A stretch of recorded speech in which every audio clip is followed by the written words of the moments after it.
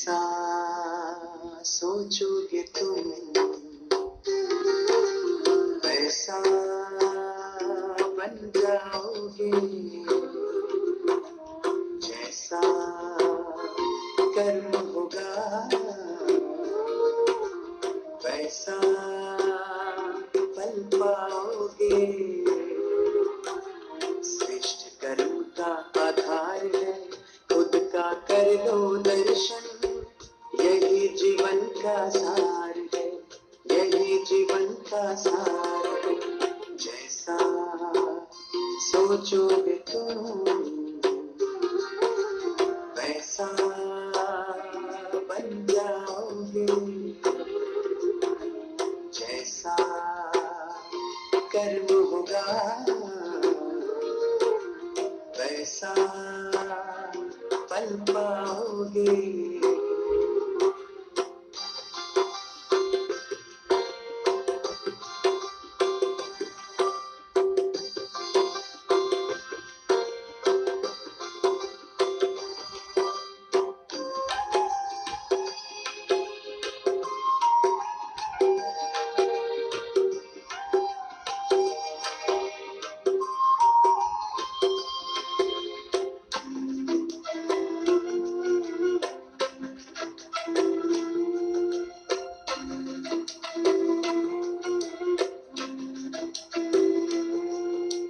मन में हो शुभ संकल्प तो जीवन में फिर दुख कैसा, जब अंतर में शुभ भावना तो दिल में सुख सावन जैसा।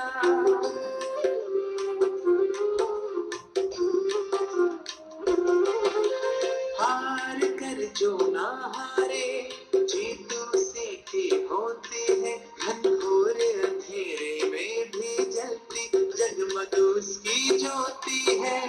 जैसा देखोगे तुम वैसा बन जाओगे, जैसा चाहोगे तुम वैसा बन जाओगे।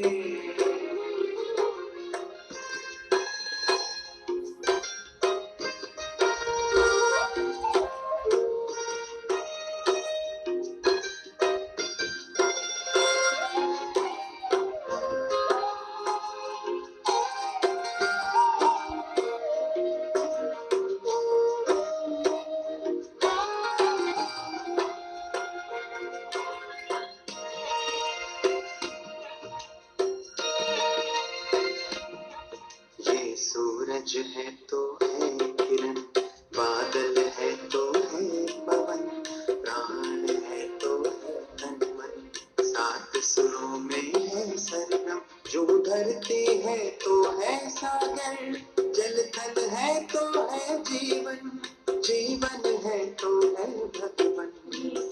भगवान के समय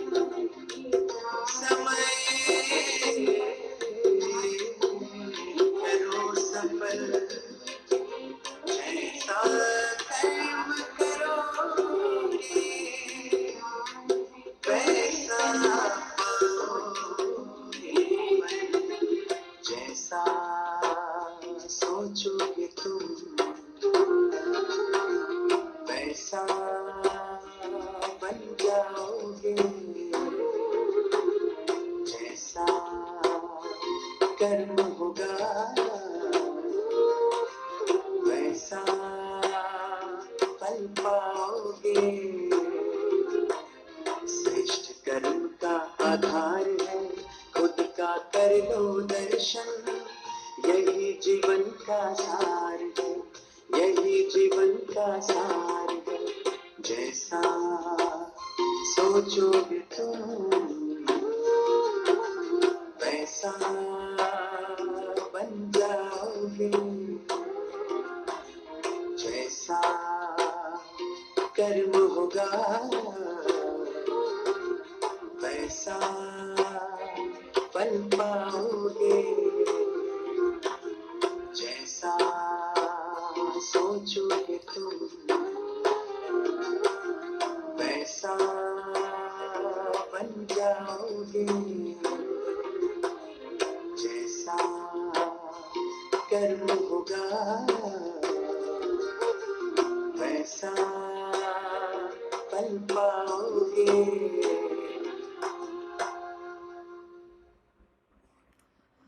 ओम शांती. खूप छान गीत तुम्ही ऐकलं. जैसा सोचोगे आप वैसा बन जाओगे. राजयोगा मेडिटेशन कोर्समध्ये बरंच काही आपल्यांना शिकायला मिळालं. राजयोगामुळे आपल्यांना काय काय प्राप्ती होते तेही आपण जाणून घेतलं. तर राजयोगामुळे होणारे जे फायदे आहेत, जी प्राप्ती आहे, तर ती करण्यासाठी आपल्यांना काही नियमांचं पालन करणे आवश्यक आहे. काही नियमांना फॉलो करायला पाहिजे. बघा, ज्याप्रमाणे डॉक्टर असतो, डॉक्टर आपल्या पेशंटला औषधं देतो, मेडिसिन देतो. मेडिसिन दिल्यानंतर डॉक्टर सांगतात की तुम्हाला त्यासोबत पथ्यही पाळावं लागणार. तुम्ही जर का पथ्य पाळलं नाही तर काय होणार? त्या मेडिसिनचा एवढा इफेक्ट होणार नाही. आपण सगळे अनुभवी आहोतच. जसं बघा, टायफॉईड झालेला आहे कुणाला.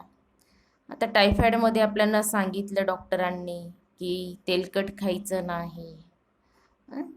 तर बरेचसे आपल्याला सांगितलं जातं मसालेदार, तेलकट हे खाऊ नका.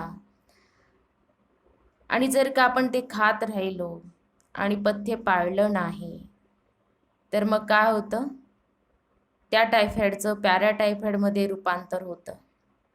म्हणजे सांगायचं तात्पर्य हे की डॉक्टर आपल्यांना सांगतात, मेडिसिन देतात, त्याप्रमाणे आपण पथ्य पाळायला पाहिजे. आणि जर का पथ्य जो व्यवस्थित पाळतो तो लवकर काय होतो? बरा होतो. त्याचा त्या मेडिसिनचा त्याला फायदा होतो आणि त्याचा आजारही लवकर बरा होतो. त्याचप्रमाणे आपल्यांना राजयोगामुळे खूप प्राप्ती होत आणि प्राप्ती करून देणारे आपल्या सगळ्यांचे पिता, परम शिक्षक, परम सद्गुरू आणि त्यांना डॉक्टरांचा डॉक्टरसुद्धा म्हटलेला आहे.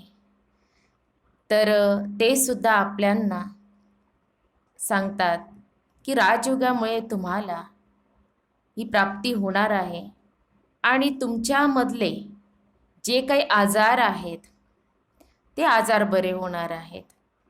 तर कुठले आजार आहेत आपल्यामध्ये?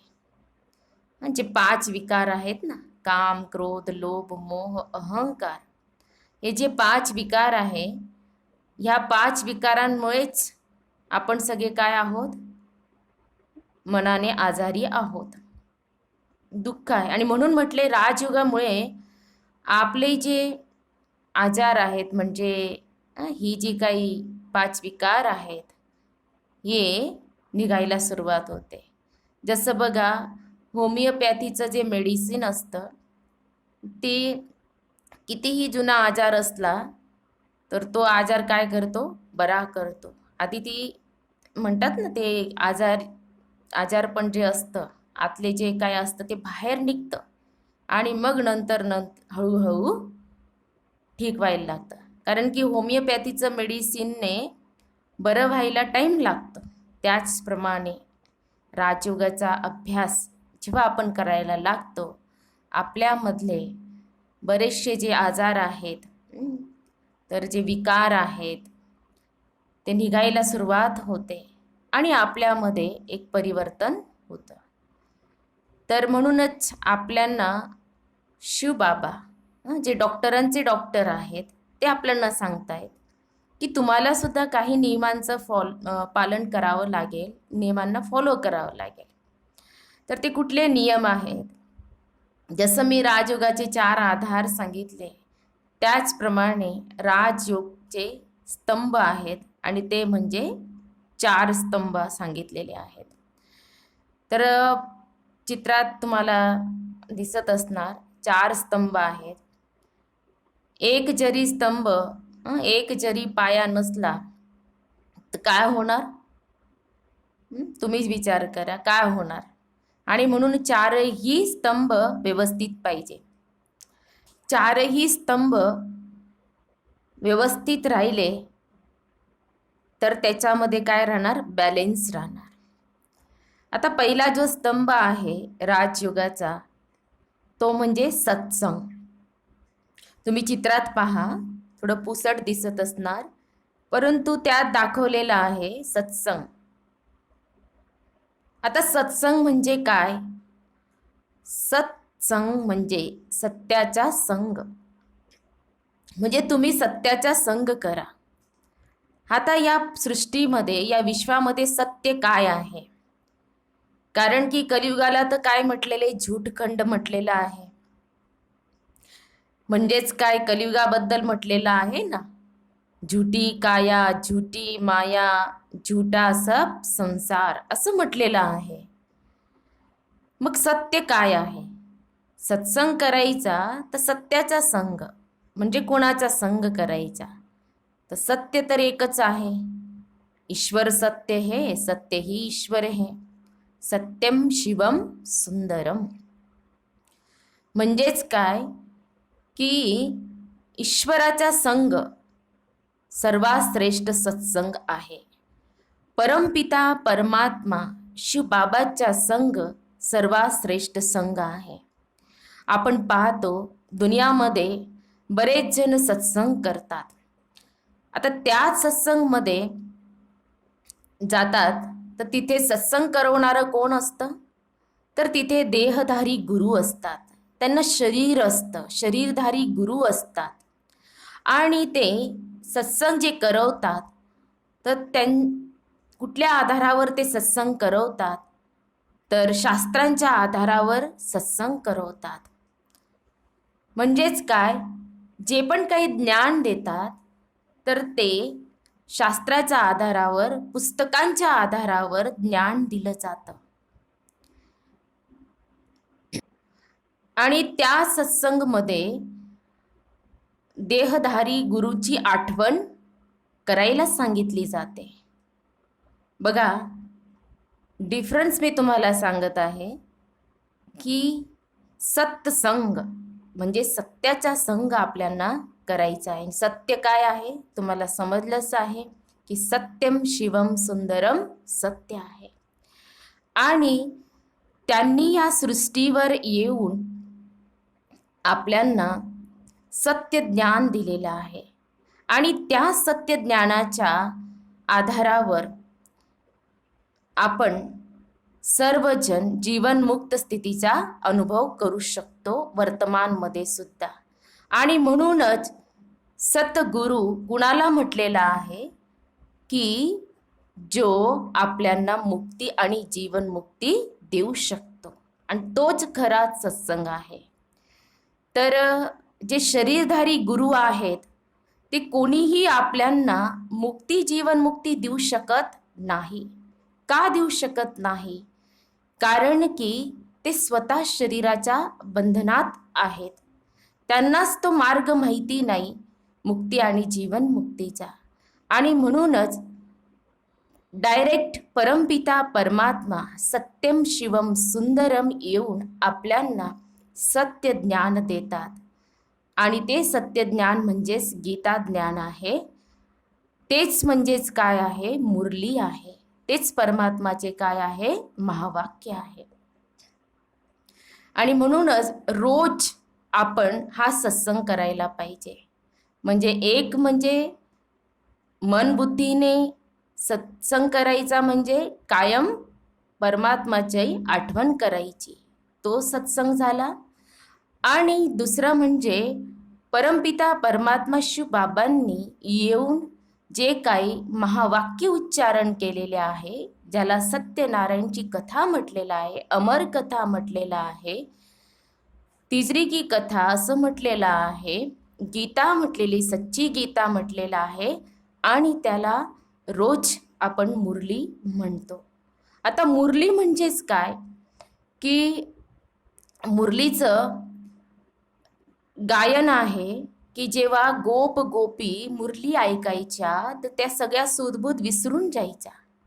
श्रीकृष्ण ज्यावेळेस मुरली वाजवायचे तर गोप गोपिका जणू काही नाचायला लागायच्या.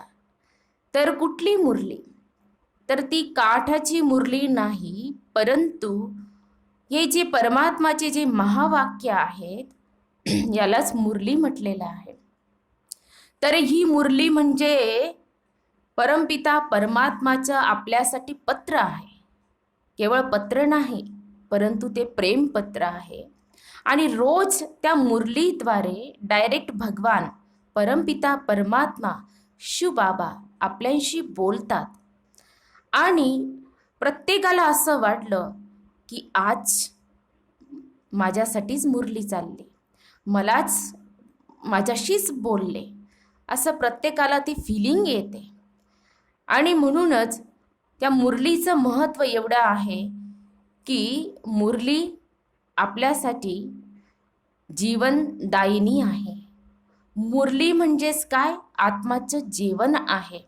ज्याप्रमाणे आपण शरीराला जेवण देतो त्याचप्रमाणे आत्माचं जेवण म्हणजेच काय आहे, मुरली म्हणजेच परमात्माचे जे महावाक्य आहेत.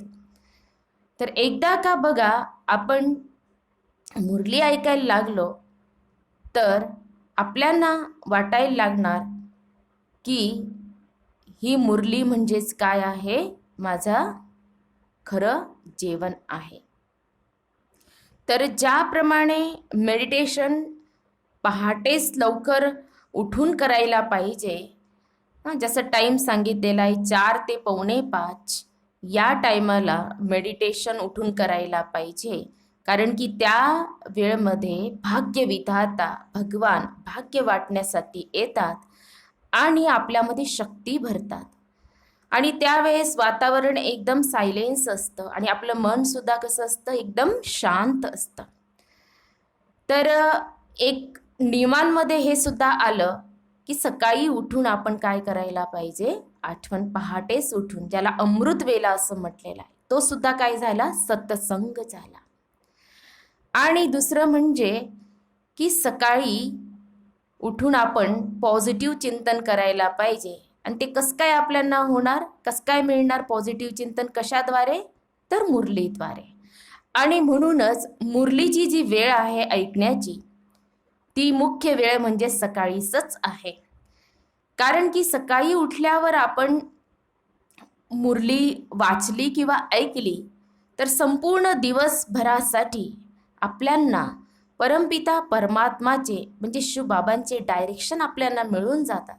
आणि त्यानुसार आपण चिंतन पण करतो आणि कर्ममध्ये मुरलीचे जे महावाक्य आहेत ते आणण्याचा आपण काय करतो, प्रॅक्टिकलमध्ये प्रयत्न करत असतो. आणि म्हणूनच सकाळी मुरली ऐकली गेली पाहिजे किंवा वाचली गेली पाहिजे. 9 वाजेच्या आत तुम्ही ऐकली वाचली तर खूपच छान आहे. मग नंतर नाही सकाळी वेळ मिळत तर दिवसभरामध्ये तुम्ही केव्हाही वाचू शकता, ऐकू शकता. परंतु हा टाईम सकाळचा खूप महत्त्वाचा आहे. सत्संग म्हणजेच आपण काय करतो, एक तर सकाळी उठून आठवण केली, मेडिटेशन केलं. दुसरं म्हणजेच काय, मुरली आपण ऐकून घेतली, जे परमपिता परमात्माचे महावाक्य आहे, त्याच्याने आत्मा एकदम भरपूर होते. आणि म्हणूनच म्हटलेलं आहे की सत्य का संग तारे कुसंग डुबोये, जैसा संग वैसा रंग. सकाळी सकाळी आपल्यांना परमपिता परमात्माचा संग लागला, त्यांचे महावाक्य ऐकले वाचले तर आपल्यावर तसाच रंग लागलेला असतो. तुम्ही अनुभवी असणारच आणि अनुभव घेतलाच असणार की जेव्हा आपण आपल्याला कोणा वाईटचा संग मिळाला तर काय होतो. आणि म्हणूनच म्हटलेलं आहे की संगची आपल्याला खूप काय करायची आहे, सांभाळ करायची आहे. संगमुळे बघा काय होतं, मला उदाहरणं द्यायची काही आवश्यकता वाटत नाही. तुम्हाला माहितीच असणार की आजकाल आई वडील मुलांची खूप सांभाळ करतात की चांगला संग मिळायला पाहिजे. परंतु स्थूल रीतीमध्ये जर आपण पाहिलं की मित्रांचा संग, त्यांना व्यसन असेल काय असेल तर आपल्या मुलांनाही ते व्यसन जडू शकतं, लागू शकतं, ही भीती असतेच. परंतु आजकाल आपण बघतो की मोबाईल आहे, इंटरनेट वगैरे जे काय आहे, त्याच्यामुळे सुद्धा मुलांमध्ये काय दिसतं आपल्याला, परिवर्तन दिसतं. म्हणजेच काय की त्याचा जर चांगला यूज केला तर चांगला आहे, वाईट जर केला तर वाईट आहे. बरंच आहे, फेसबुक आहे, यूट्यूब आहे, व्हॉट्सॲप आहे. तर हे याचा आपण जर चांगला वापर केला तर चांगलं आणि वाईट केला तर वाईट, म्हणजे आपल्यावर आहे. आणि म्हणूनच की म्हटलं होतं, पहिल्या लेसनमध्ये सांगितलं होतं की आत्मा आपलाच मित्र आहे, आत्माच आपला काय आहे, शत्रू आहे. मग का नाही आपण सत्संग करायचा.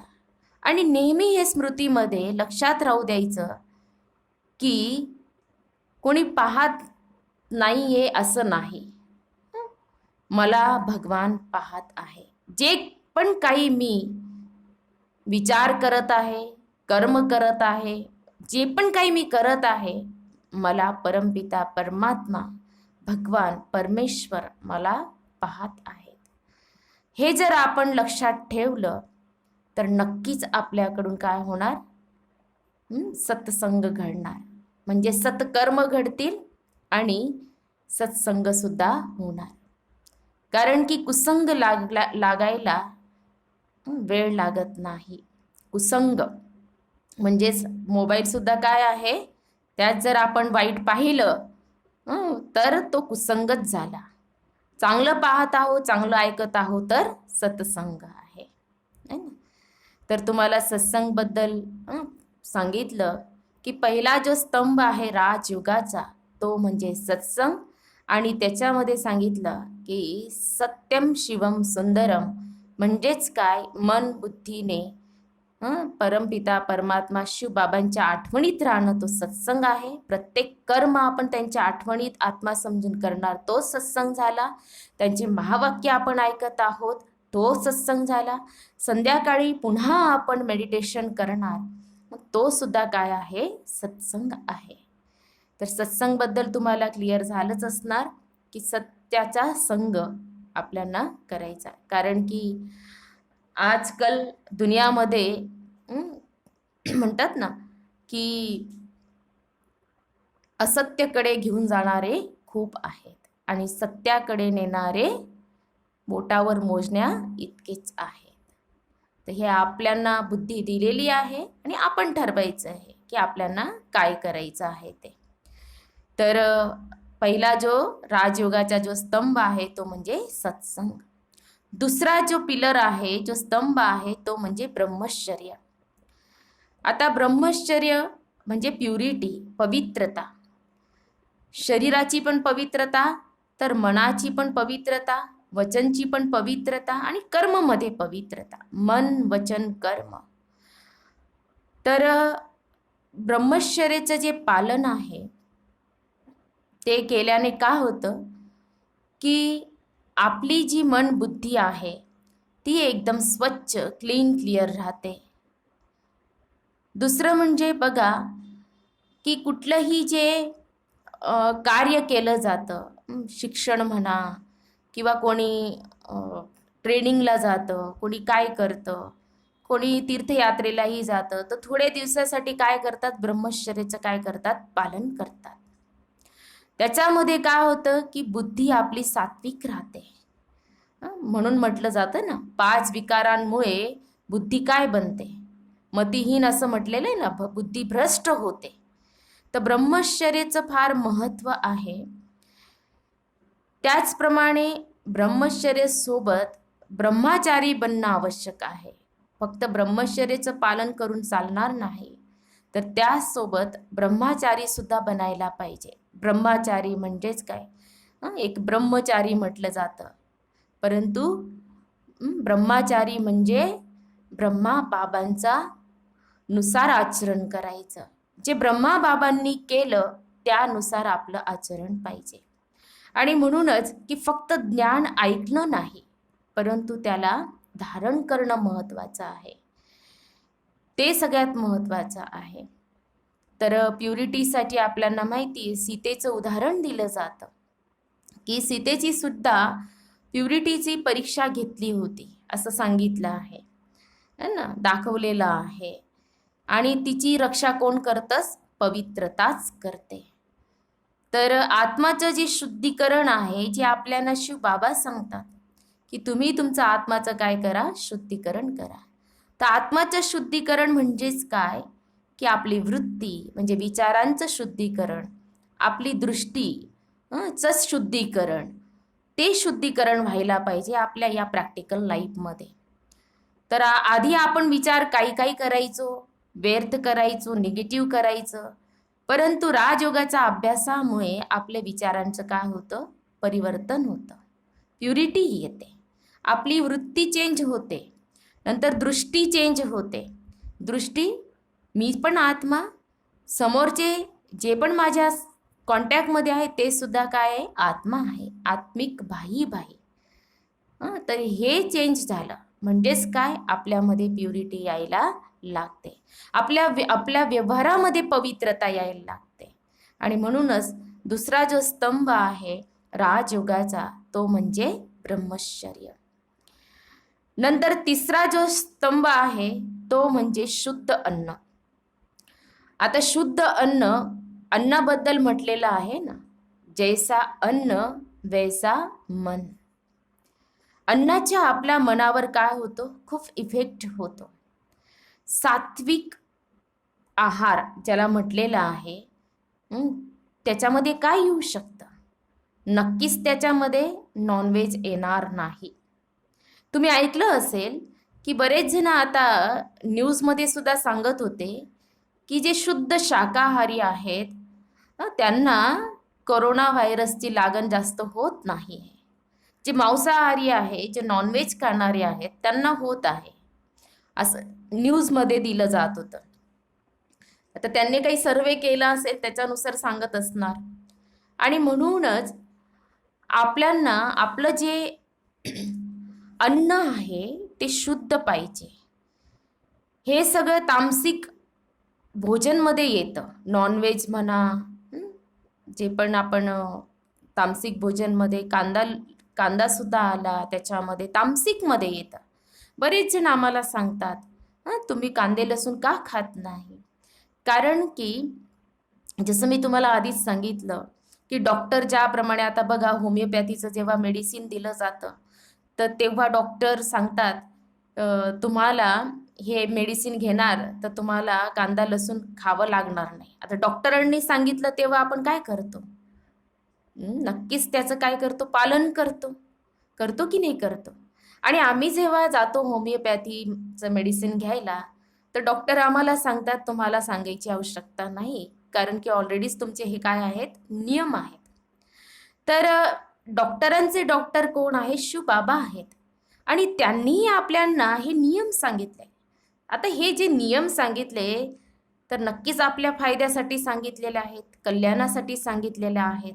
तर बघा आता हे नियमांचं पालन तर आम्ही कधीपासून करत आहोत, परंतु आता हा कोरोना व्हायरस आल्यामुळे बऱ्याच जणांना काय करावं लागलं? अन्नाचं पण शुद्ध अन्नाचं पालन, शुद्धतेचं पालन करावं लागत आहे ना. मग का नाही आपण भगवानच्या आज्ञेनुसार चाललो तर भगवानची आपल्याला काय मिळणार? दुआ मिळणार. आणि म्हणूनच अन्न जे काय आहे त्या अन्नाचा आपल्या मनावर इफेक्ट होत असतो. तर बाहेरचं आपण ज्यावेळेस बघा हॉटेलचं खातो तर हॉटेलचं ज्या वेळेस खातो आणि घरी बनवतो, त्यात तुम्हाला डिफरन्स जाणवणारच. कारण की तो बनवणारा कसा आहे, तो बनवणारा व्यक्तीचे व्हायब्रेशन त्या जेवणामध्ये गेलेले असतात.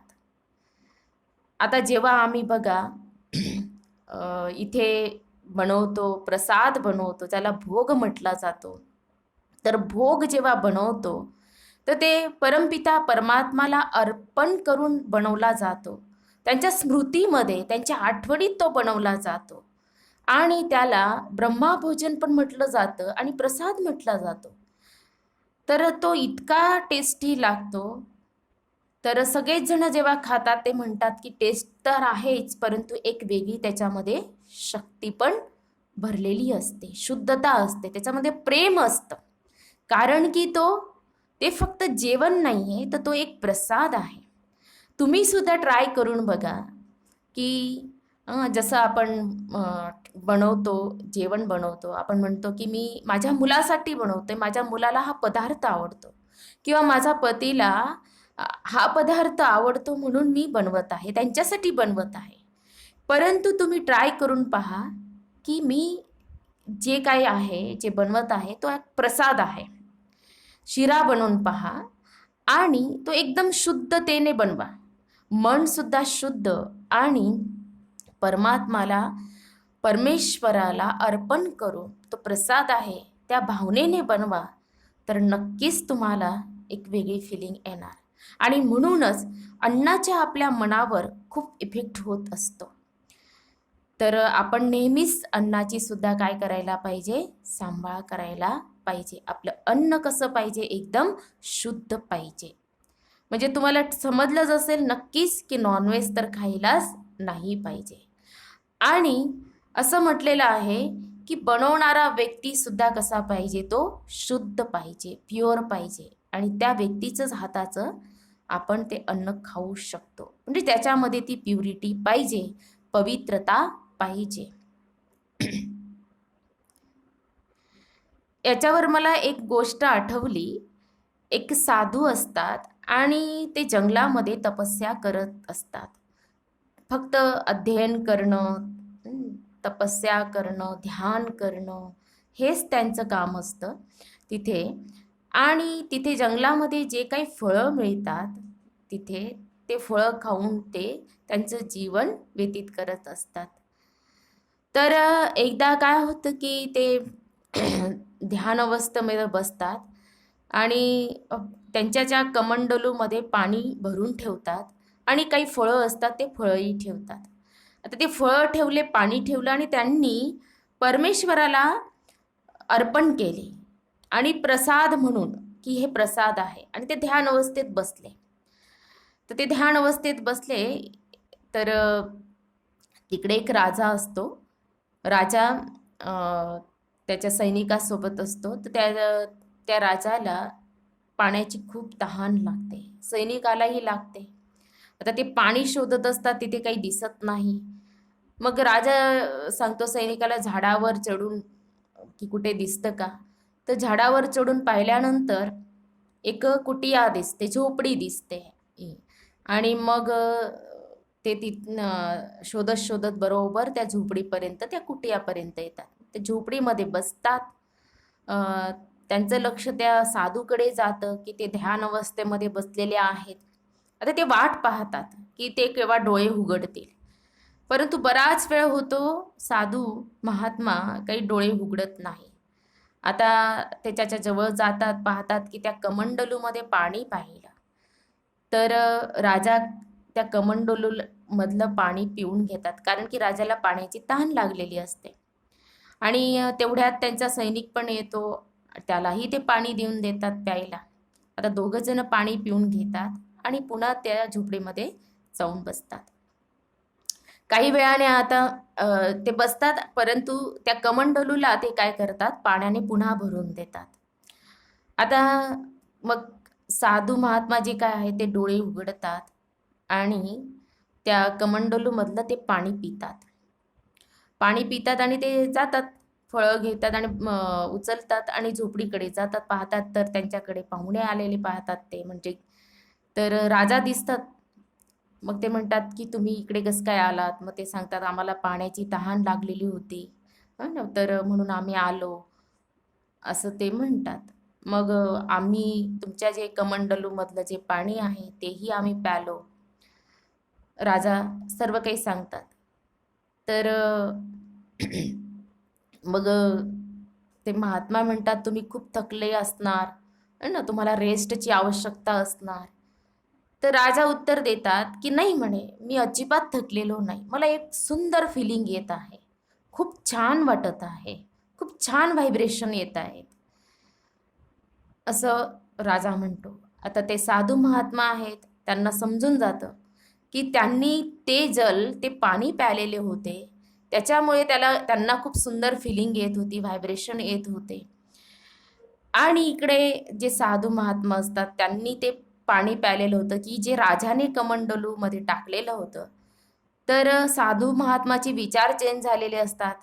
त्यांना राजाईचे विचार यायला सुरुवात होते, राजसी ठाट पाहिजे असे विचार यायला लागले होते. बघा, तर म्हणजे व्हायब्रेशन किती काम करतात, की जे जल होतं, साधू महात्मा ते राजाला सांगतातच की मी ते परमेश्वराला अर्पण केलेलं होतं आणि म्हणूनच तुम्हाला सुंदर विचार आणि सुंदर अनुभूती झाली, छान व्हायब्रेशन आले आणि तुम्ही जे टाकलेलं जे होतं तर त्यामुळे मला असे विचार आले. तर सांगायचं तात्पर्य हे की जसं अन्न तसं मन, जसं पाणी तसं वाणी असं म्हटलेलं आहे. जशी दृष्टी तशी सृष्टी असं म्हटलेलं आहे. तर हे जी कहावत आहे ना, ही अशीच नाही आहे, ही मन अशीच आलेली नाही आहे. तर ते त्याप्रमाणे होतं. आणि जर का आपण खूप रागामध्ये जेवण बनवलं, क्रोधमध्ये एकदम याच्यातमध्ये जर आपण बनवलं, तर तो जेवणाचा जे आपले जे व्हायब्रेशन आहेत त्याचा इफेक्ट जेवणामध्ये जातो. आणि तसंच आपण आपल्या घरचे जे मेंबर आहेत, व्यक्ती आहेत, त्यांना तसंच आपण वाढलं तर ते व्हायब्रेशन त्याच्यामध्ये जातात. चिडचिड चिडचिड करणं तर कशामुळे?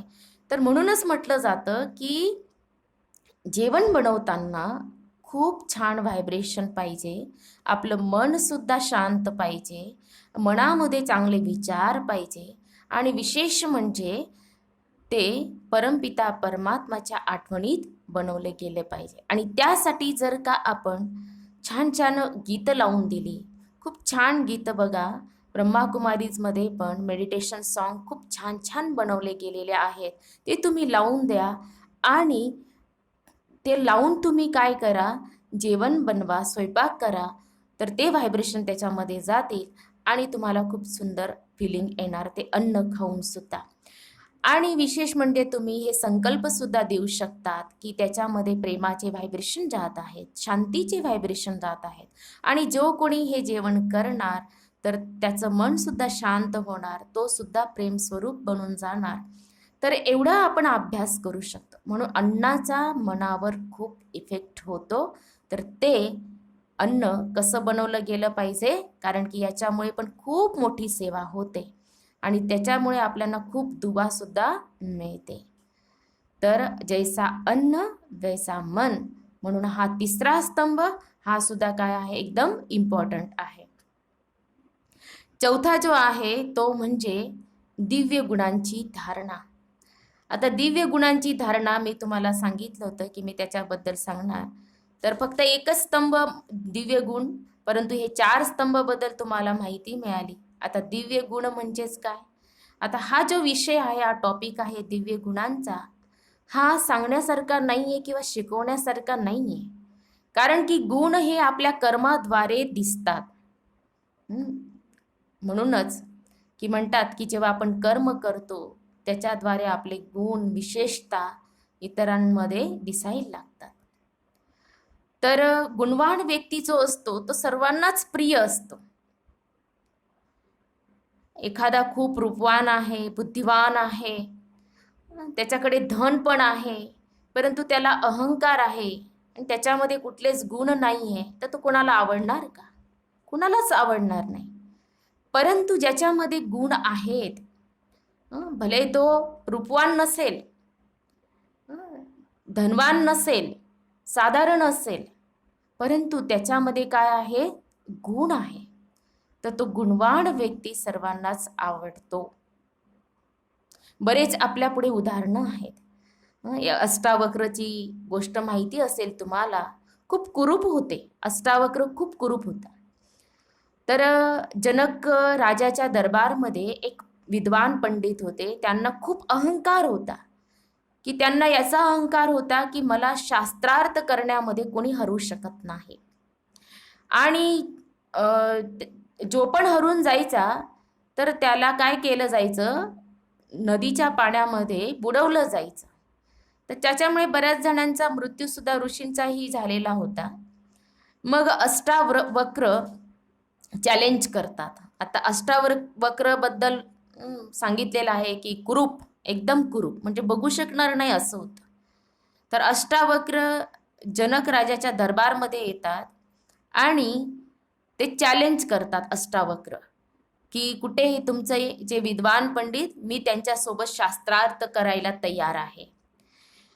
आणि जेव्हा अष्टावक्रची त्या सभेमध्ये, दरबारामध्ये एंट्री होते, तर जेवढे जे तिथे बसलेले जे विद्वान असतात ते सर्वजण हसायला लागतात.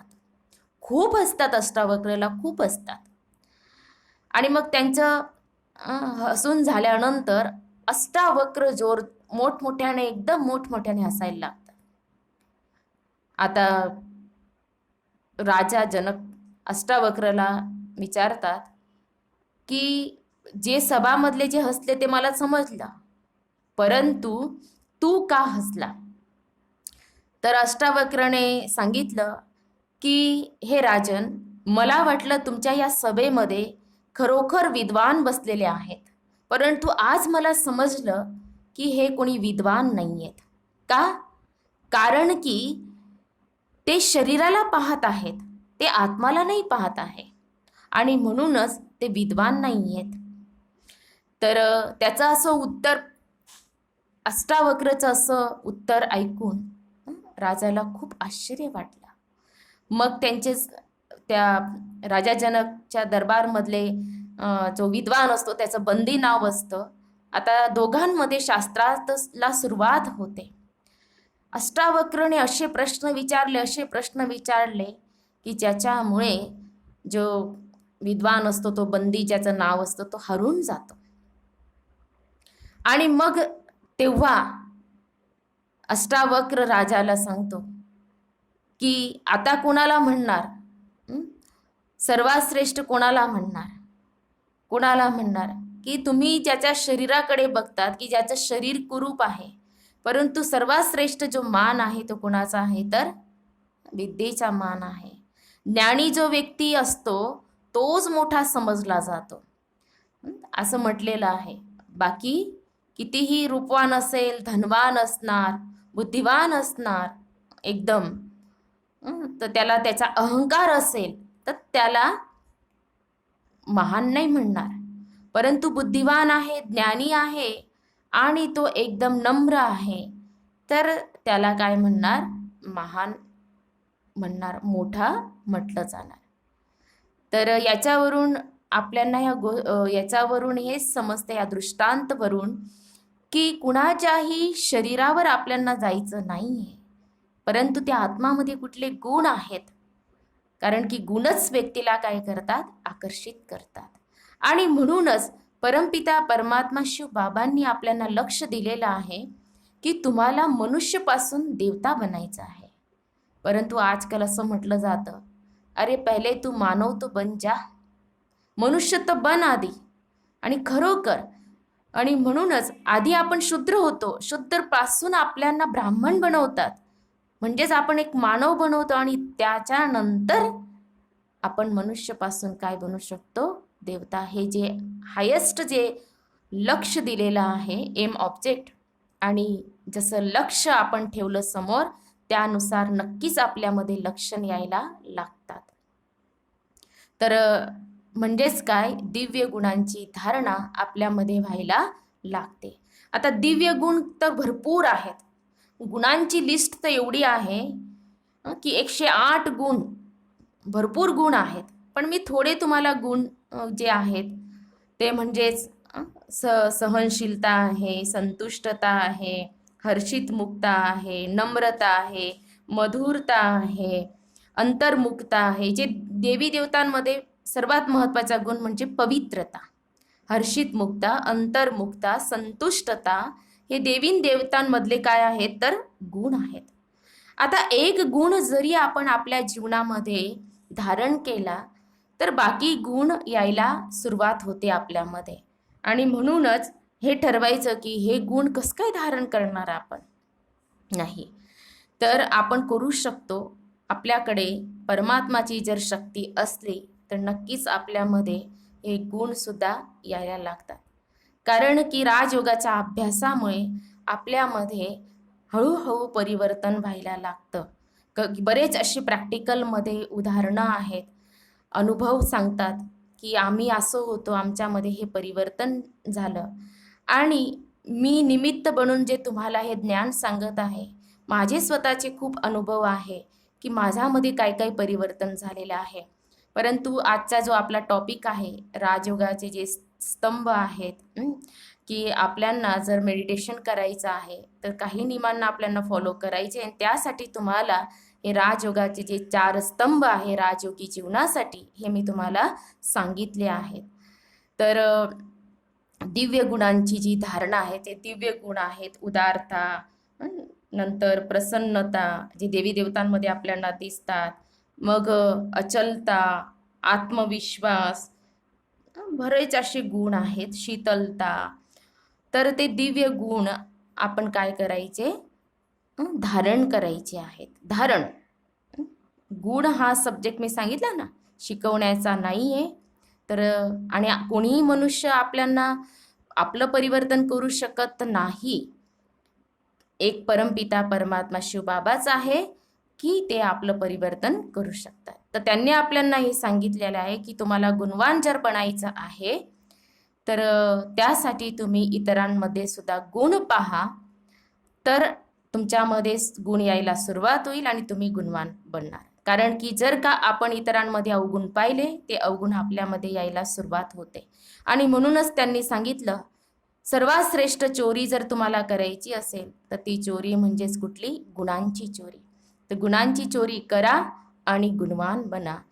आणि देवी देवतांसारखं नक्कीच प्रॅक्टिकलमध्ये, वर्तमानमध्ये तुम्ही तुमच्या जीवनामध्ये ते गुण धारण करून भविष्यामध्ये देवी देवतापद प्राप्त करू शकणार. तर हे राजयोगी जीवनासाठी हे 4 जे स्तंभ आहेत ते खूप खूप खूप काय आहेत, महत्त्वाचे आहेत. ते तुम्हाला हे क्लिअर झालंच असणार. तर मुरलीबद्दलही मी तुम्हाला सांगितलेलं आहे. तर याच्यानंतर जे काय आहे की मी तुम्हाला मुरली जे काय आहे, थोडंसं मुरलीचं मी तुम्हाला काय करणार आहे, स्पष्टीकरण करणार आहे. तर आपलं जे लक्ष आहे ते लक्ष नेहमीच आपण समोर ठेवायला पाहिजे. आणि लक्ष नेहमी कसं पाहिजे म्हणतात ना, लक्ष हमेशा ऊंचा होना चाहिए, नीचा नहीं होना चाहिए. आणि जेवढं आपण लक्ष उंच ठेवलं त्यानुसार त्या लक्ष्यपर्यंत आपण नक्कीच पोहोचतो. आणि आपला साथी कोण आहे, आपल्याला कोणी सांगितलेलं आहे, हे जर का आपण लक्षात ठेवलं तर नक्कीच आपण आपल्या लक्ष्यपर्यंत पोहोचू शकणार. तर लक्ष कुठलं आहे, तर चित्र पहा तुम्ही, श्री लक्ष्मी आणि श्री नारायण यांच्यासारखं आपल्याला बनायचे, म्हणजेच देवी आणि देवता बनायचं आहे. आणि बनू शकणार, इम्पॉसिबल नाही आहे. तर रोज जर का आपण आपले जे परमपिता परमात्मा शिवबाबांचे जे महावाक्य आहे, जी मुरली आहे, ही मुरली तुम्ही कधी मिस करू नका. कारण की मुरली म्हणजे सर्व शास्त्रांचा सार आहे, सर्व काही त्याच्यामध्येच आहे. मुरलीमध्येच मेडिसिन पण दिलेलं आहे, सर्व काही आहे. जर तुम्ही रेग्युलर मुरली ऐकत गेला तर तुम्हाला तुमच्या ज्ञानामध्ये एक गहिराई येणार, खूप तुम्हाला मदत होणार. आणि तुम्हाला ते लक्षात येणारच जेव्हा तुम्ही मुरली ऐकणार. आणि प्रॅक्टिकलमध्ये तुम्ही त्याचा अनुभवसुद्धा करणार की डायरेक्ट भगवानची मदत आपल्याला मिळत आहे, असा तुम्हाला अनुभव होणार. तर हे लक्ष नेहमी समोर ठेवा. हा जो फोटो आहे हा लक्षात ठेवायचं की यांच्यासारखं आपल्याला बनायचं आहे. तर तेव्हा आपण राजयोगी जीवन जे आहे तर राजयोगी जीवनाचा आपण काय करू शकणार तर आनंद घेऊ शकणार. तर तुम्हाला राजयोगाचं जे ज्ञान, संपूर्ण जे ज्ञान आहे ते तुमच्यापर्यंत निमित्त बनून मी पोहोचवण्याचा काय केलेला आहे, प्रयत्न केलेला आहे. लक्षात हेच ठेवायचं की हे जे ज्ञान आहे हे ज्ञान कोणी दिलेलं आहे ते डायरेक्ट परमेश्वराने, भगवंताने, परमपिता परमात्माने, ज्याने प्रेमाने आपण शिवबाबा म्हणतो, त्यांनी हे ज्ञान तुमच्यापर्यंत पोचवलेलं आहे. अच्छा, आता मी तुम्हाला पुढच्या लेसनमध्ये मेडिटेशन करवणार आहे आणि मेडिटेशन करवून मग मी तुम्हाला मुरली वाचून त्याचं स्पष्टीकरण सांगणार आहे. अच्छा, ओम शांती, ओम शांती, ओम शांती.